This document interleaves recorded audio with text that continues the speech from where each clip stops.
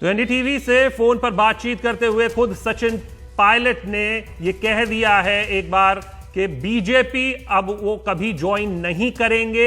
ये बात उन्होंने एनडीटीवी से फोन पर बातचीत करते हुए कही है। वहीं सचिन पायलट ने यह भी कहा कि मुझे बीजेपी के साथ दिखाना पार्टी हाईकमान की नजर में मेरी छवि को खराब करने की कोशिश है। इसको साफ तौर पर उन्होंने एनडीटीवी के उमाशंकर सिंह हमारे साथ मौजूद हैं, उनसे फोन पर बातचीत करते हुए साफ तौर पर साफ लहजे में कह दिया है। और आज होने वाली बैठक भी ये टल गई है बीजेपी की, ये भी खबरें आ रही हैं। लेकिन पहले हम उमाशंकर के पास ही चलते हैं। उमा, फोन पर उन्होंने इस बात को अब साफ तौर पर कह दिया है, तो इससे अब एक चीज तो क्लियर है कि जिस तरीके की भी अटकलें लगाई जा रही थी, जिस तरीके के समीकरण बन रहे थे कि कितना नंबर किसके पास है, क्या होगा क्या नहीं होगा, अब एक एंगल उसमें से कट जाता है कि सचिन पायलट अब भाजपा जाने वाले हैं या पॉलिटिक्स से कुछ भी मुमकिन है।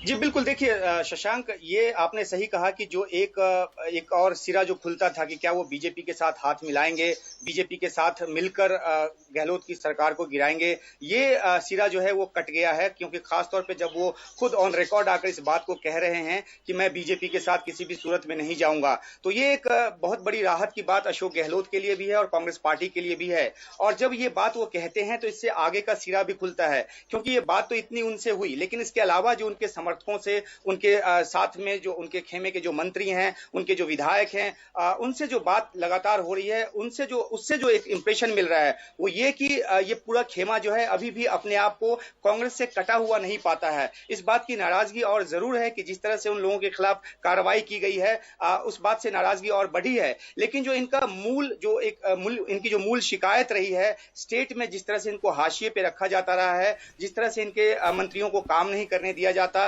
जिस तरह से इनकी ये शिकायत है कि जो ड्यू क्रेडिट है उनको नहीं दिया जाता है, तो इन सब बातों को लेकर वो अपनी बातें जो है ये प्रियंका गांधी को भी उन्होंने साफ तौर पे बता दिया परसों और कल की बातचीत में। ये भी उनके सूत्रों के हवाले से जानकारी मिली है।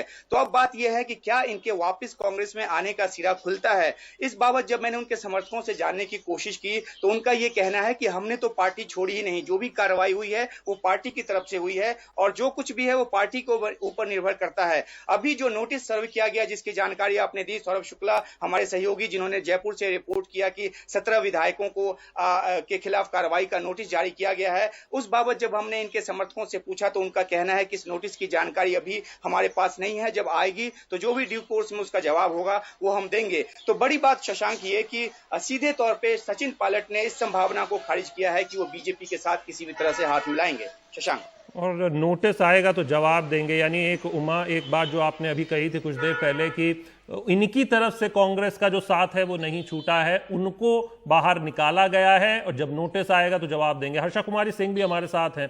हर्षा, बीजेपी की जो बैठक होने वाली थी वो भी कैंसिल हो गई, अब इसको किस तरीके से लिया जाए? अगर दोनों बातों में कोई कनेक्शन नहीं था तो फिर आखिर बीजेपी की जो बैठक होने जा रही थी वो क्यों कैंसिल हो गई? कहीं ना कहीं रणनीति तो बन ही रही थी, कहीं ना कहीं सरकार गिराने की बात पर जोर तो था ही। देखिए, आई थिंक इसमें बहुत ज्यादा रीड नहीं करना चाहिए कि बीजेपी की बैठक क्यों कैंसिल हो गई है, क्योंकि ऑलरेडी एक बैठक हो चुकी है जिसमें senior BJP leaders Om Mathur, V Satish एक बार बैठक कर चुके हैं। आज वापस उनको एक बैठक करना था और उसको उन्होंने पोस्टपोन कर दिया है। तो हाँ, ये सही है कि वो कुछ और टाइम ले रहे होंगे या कुछ नई रणनीति पे सोच रहे होंगे, ये फिलहाल क्लियर नहीं है, लेकिन ये क्लियर है कि आज की बैठक पोस्टपोन हो गई है। दूसरी बात, जहां तक सचिन का सवाल है, सचिन, हम कह सकते हैं कि सचिन ने दोहराया है कि वो बीजेपी में नहीं जाएंगे, लेकिन हम 2 दिन पहले उन्होंने हमको ये बात पहले भी कह चुके थे कि वो नहीं जा रहे हैं बीजेपी में। तो ये बात पहले से ही साफ थी कि वो बीजेपी में नहीं जा रहे हैं। उन्होंने ये कह दिया है, एक बार नहीं बार बार कह दिया है। आज उन्होंने उस बात को वापस से दोहराया है, मैं ये कहना चाहूंगी। बिल्कुल, शुक्रिया उमा, माफ कीजिएगा हर्षा, इस बात के लिए। लेकिन उमा, एक एंगल इसमें जो निकल कर आता है वो आगे किस तरीके की अब रणनीति रहने वाली है। मैं इसलिए कह रहा हूं, ये सवाल मैं इसलिए पूछ रहा हूं क्योंकि कुछ दिन पहले जब बात हुई और जब ये खबर आई तो सचिन पायलट की तरफ से ये खबर आई थी कि प्रियंका गांधी से या किसी आला कमान के लीडर से उनकी कोई बातचीत नहीं हुई है। आज जब आपसे फोन पर बातचीत हुई है तो ये खबर निकलकर सामने आ रही है कि प्रियंका से 2 बार बातचीत हुई है, तो ये कहीं ना कहीं विरोधाभास भी है। जी देखिए, सूत्रों के हवाले से पहले ये जानकारी दी जा रही थी कि प्रियंका गांधी से कांग्रेस हाईकमान की तरफ से या कांग्रेस पार्टी की तरफ से जानकारी दी जा रही थी कि प्रियंका गांधी के साथ बातचीत हुई है।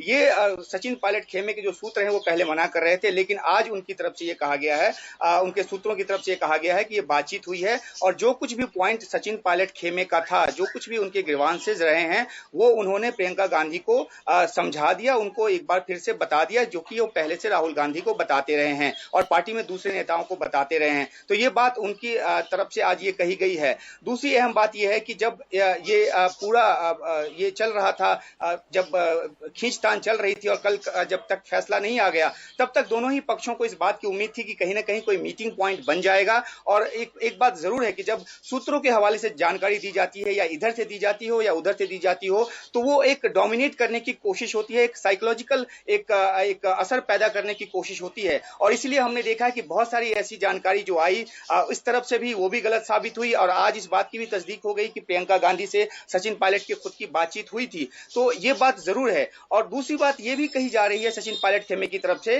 कि जो बातचीत बताई गई उसके बाद उसके एवज में कोई ऐसा एक कॉम्प्रोमाइज का कोई फॉर्मूला लेकर या कोई ऐसा फॉर्मूला लेकर नहीं आया गया जिससे कि एक पैचअप की बात हो, सीधा पार्टी की तरफ से कार्रवाई कर दी गई। तो ये भी जो सचिन पायलट खेमा है उसको ये खल रही है ये बात कि आखिरकार जब हमने अपनी सारी बात रख दी और सार्वजनिक तौर पे कोई बयानबाजी नहीं की, किसी भी और फोरम पे जाकर कोई ऐसा बयान नहीं दिया जिससे ये लगे कि वो पार्टी के विरोध में बोल रहे हैं, हर जगह एक असमायतन जो एक कहते हैं बयान वो देते रहे और कभी भी खुलकर इस बात को सार्वजनिक तौर पे नहीं कहा, और उसके बावजूद ये कार्रवाई हो गई है। तो अब लगता है सचिन पायलट खेमे को कि उनकी तरफ से कुछ बातों को साफ कर देना जरूरी है, लेकिन उसको लेकर जो प्रेस कॉन्फ्रेंस आज होनी थी वो आज नहीं हो पा रही है, वो आगे के लिए टाली गई है। वो जब होगी तो उसकी इत्तला हमें दी जाएगी। लेकिन बड़ी बात यह है कि ऑन रिकॉर्ड आज सचिन पायलट ने इस बात को कहा है कि वो बीजेपी के साथ नहीं जाएंगे। 2 दिन पहले से बहुत सारी बातें कही जा रही है, 2 दिन बाद भी बहुत सारी बातें कही जाएंगी, लेकिन आज की ये सबसे बड़ी खबर यही है कि ये पायलट की तरफ से साफ किया गया है कि वो बीजेपी की तरफ नहीं जाएंगे और गहलोत खेमे के लिए एक बहुत बड़ी ये राहत की बात भी होगी। शुक्रिया उमा इस पूरी खबर के लिए, पूरी जानकारी के लिए। जिस तरह से कोविड के मामले बढ़ते जा रहे हैं उससे निपटने के लिए कई राज्यों ने फिर से अपने यहां पर लॉकडाउन को बढ़ा दिया है। सबसे पहले अगर बिहार की बात करें तो यहां 16 से लेकर 31 जुलाई के बीच लॉकडाउन में पूरा बिहार रहेगा। पश्चिम बंगाल में 31 जुलाई तक उसको बढ़ा दिया गया है लॉकडाउन को। वहीं उत्तर प्रदेश की अगर हम बात करें तो यहां पर हर शनिवार और रविवार को लॉकडाउन रहेगा। ओडिशा में 9 तारीख से लेकर 14 तक यानी 9 से 14 जुलाई जो कि बीत चुका है, उस दौरान पूरा टाइम लॉकडाउन में ओडिशा रहा था। मध्य प्रदेश में रविवार को, तमिलनाडु में 6 से 31 जुलाई तक, मणिपुर में 15 जुलाई तक आंशिक लॉकडाउन यानी आज तक, पुणे पिंपरी चिंचवाड़ में 13 से 23 जुलाई, ठाणे 19 जुलाई तक बढ़ा हुआ है, बेंगलुरु 14 से 22 जुलाई तक, तिरुवनंतपुरम 20 जुलाई और गुवाहाटी 19 जुलाई तक लॉकडाउन।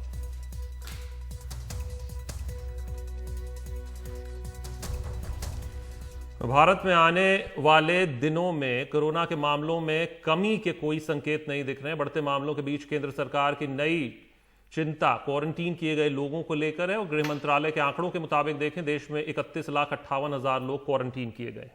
साथ ही आपको बता दें कि गृह मंत्रालय ने दिल्ली, केरल, राजस्थान, मध्य प्रदेश को उन राज्यों में शामिल किया है जहां कोरोना पर रोकथाम के लिए काफी प्रभावी कदम उठाए गए हैं। यूपी, महाराष्ट्र, तमिलनाडु, गुजरात, कर्नाटक को चिंताजनक हालात वाले राज्यों में शामिल किया है। नीता शर्मा हमारी सहयोगी हमारे साथ जुड़ रही हैं। नीता, यहाँ पर सरकार की चिंता हम जानते हैं कि जो क्वारंटीन किए गए लोग हैं, क्योंकि उनकी संख्या भी काफी है, 31,58,000 है, उसको लेकर चिंतित है। साथ ही जो राज्य बेहतर कर रहे हैं, क्या वो राज्य जो बेहतर नहीं कर रहे हैं उनसे सबक लेने में नाकाम क्यों साबित हो रहे हैं? क्या वजह लग रही है? अलग अलग वजह है जया, क्योंकि जैसे तमिलनाडु है वहां पे उसकी जो लोग हैं वो बाहर से ज्यादा आवाजाही हुई है, बाहर से विदेशों से लोग बाहर से ज्यादा आए हैं। यही वजह है कि केंद्रीय गृह मंत्रालय कहना है कि आउट ऑफ 86% जो है 50% जो केस लोड है वो सिर्फ महाराष्ट्र और तमिलनाडु में ही है। महाराष्ट्र में जो अगर हम क्वारंटीन लोगों की बात करें तो 7.5 लाख के आसपास लोग अभी भी क्वारंटीन हैं और तमिलनाडु में 4.5 लाख लोग जो हैं वो क्वारंटीन हैं। लेकिन सबसे बड़ी चिंता की बात आज की तारीख में दिल्ली के लिए ये है कि उत्तर प्रदेश में करीब 11 लाख लोग जो हैं वो क्वारंटीन में हैं और ये संख्या जो है वो सबसे ज्यादा है भारत के मुकाबले। हालांकि जो उत्तर प्रदेश का रिकवरी रेट है वो भी देश की रिकवरी रेट से ज्यादा है, ऐसा सरकार का कहना है। गुजरात का भी उससे ज्यादा है, लेकिन गुजरात में भी 4 लाख के आसपास जो लोग हैं वो क्वारंटीन में हैं। आज एक इसको लेकर स्टैंडिंग कमेटी की एक मिनिस्ट्री ऑफ होम अफेयर्स की बैठक भी है, जहां पर मिनिस्ट्री ऑफ होम अफेयर्स कोविड-19 को लेकर ये सारी बातें जो है वो सामने रखेगी। साथ में ये भी बताएगी कि अनलॉक करते हुए क्या क्या स्ट्रैटेजी उसने अपनाई थी और इकोनॉमिक एक्टिविटी का जो पहिया है उसे दोबारा से चक्के में लाने के लिए वो क्या जो कदम है केंद्रीय गृह मंत्रालय ने और सरकार ने जो उठाए हैं। लेकिन इस बीच जो पॉजिटिविटी रेट है भारत की वो थोड़ी चिंताजनक है। आज की जुलाई 14 को ये पॉजिटिविटी रेट 7.7% थी, जबकि एक महीना पहले जून 14 को ये 5.9% थी। तो चिंता की बात है, आगे आने वाले दिन थोड़े जो है वो मुश्किल भरे लगते हैं। यही वजह है कि अलग अलग स्टेट्स जो है अलग अलग स्ट्रैटेजी अपना रहे हैं, कुछ लॉकडाउन की स्ट्रैटेजी अपना रहे हैं। टेस्टिंग जो है वो बहुत ज्यादा हो रही है। पिछली बार जब केंद्रीय गृह मंत्री ने मीटिंग की थी तो उन्होंने योगी आदित्यनाथ को यही सलाह दी थी, जो उत्तर प्रदेश के मुख्यमंत्री हैं, कि आप टेस्टिंग अपने इलाकों में बढ़ाइए, क्योंकि जो कोर एनसीआर रीजन, क्योंकि एनसीआर रीजन पे बहुत फोकस कर रहा था होम मिनिस्ट्री, क्योंकि जो दिल्ली से सटे हुए इलाके हैं, चाहे वो हरियाणा के हों या उत्तर प्रदेश के हों, वहां पे इनकी जो कोरोना पॉजिटिव लोगों की संख्या है वो बहुत ज्यादा है। हालांकि तब जब रिव्यू किया गया था तब ये पाया गया था कि दिल्ली में 85% ऑफ केस लोड जो है 100% में से वो है। लेकिन पिछले कुछ दिनों में हमने देखा है कि जो दिल्ली का कर्व है वो थोड़ा फ्लैटन हो रहा है, क्योंकि जो लोग रिकवर कर रहे हैं वो ज्यादा हैं या उसके मुकाबले के जो लोग संक्रमित हो रहे हैं। तो ये सभी बातें जो हैं वो आज जो स्टैंडिंग कमेटी है उसके सामने रखेंगे। ये 11 बजे ये मीटिंग है। पहले मीटिंग ये जो थी जून 3 को होनी थी, इसमें 31 सदस्य हैं और यूनियन होम सेक्रेटरी इससे होम मिनिस्ट्री को रिप्रेजेंट करेंगे। जया जी नीता, बहुत बहुत शुक्रिया इस पूरी जानकारी के लिए। और कोरोना वायरस के बढ़ते संक्रमण के बीच कर्नाटक के मुख्यमंत्री बीएस येदियुरप्पा ने बेंगलुरु शहरी और ग्रामीण जिलों में लॉकडाउन लगाने का ऐलान कर दिया है। कर्नाटक सरकार ने पहले चरण में 1 हफ्ते के लिए टोटल लॉकडाउन लगाया है, जो कि शहरी और ग्रामीण दोनों इलाकों में 14 जुलाई से लेकर 22 जुलाई तक रहेगा। हमारे साथ निहाल है। निहाल, प्रवासियों का पलायन शुरू हो गया, जरूरी सामान अब 5 से 12 तक ही मिलेंगे 7 घंटा। दिक्कतें तो बढ़ी हैं, लापरवाही बढ़ी थी इसलिए?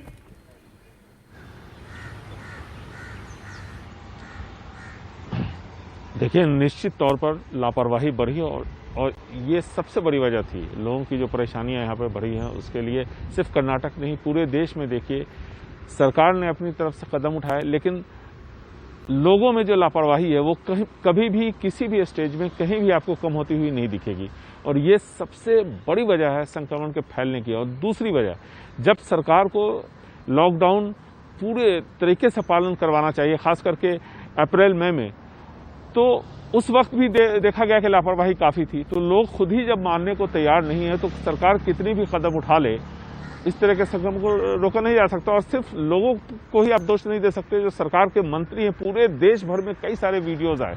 जिस राज्य में जिस पार्टी की सरकार है उसके मंत्री, उसके नेता, दूसरे पार्टियों के मंत्री, दूसरे पार्टियों के नेता सब लॉकडाउन का उल्लंघन करते हुए नजर आए। हालात यहाँ तक हो गए कि कर्नाटक जो बहुत अच्छा पहले कर रहा था, अब यहाँ तकरीबन 44 से 45 हजार के आसपास ये जो संक्रमित मरीजों की तादाद है वो पहुंच गई है। बेंगलुरु में देखिए कल 2500 के आसपास जो मामले आए उसमें से आधे सिर्फ बेंगलुरु से थे और ये सिलसिला पिछले 15-20 दिनों से जारी है।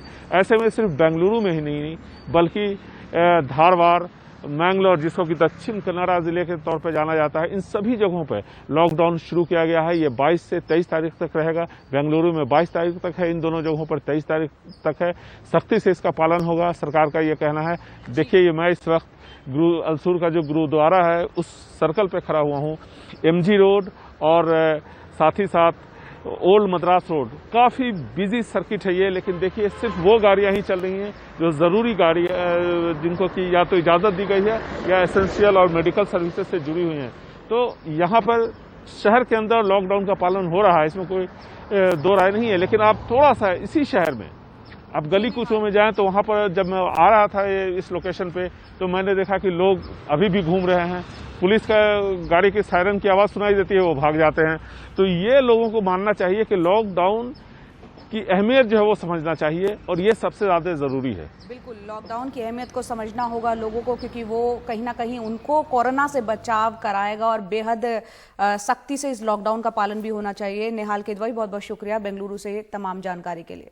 और अब वक्त है हमारी टॉप 5 न्यूज का। टॉप 5 न्यूज मतलब आज की 5 बड़ी खबरें जिन पर हमारी नजर रहने वाली है एनडीटीवी इंडिया टेलीविजन चैनल पर। और साथ ही अगर आपको इन 5 में से किसी खबर को विस्तार से देखना है या आपकी कोई राय है वो आप हम तक पहुंचा सकते हैं एक पोल के जरिए जो हम पब्लिश करने जा रहे हैं हमारे एनडीटीवी इंडिया यूट्यूब चैनल पर। वहां जाएं और अपनी राय हम तक पहुंचाएं। इस क्रम में पहली खबर है, बीजेपी में कभी नहीं जाऊंगा, एनडीटीवी से बोले पायलट। दूसरी खबर, बागियों पर कार्रवाई की तैयारी, स्पीकर का नोटिस। तीसरी खबर, राजस्थान बीजेपी की बैठक टली।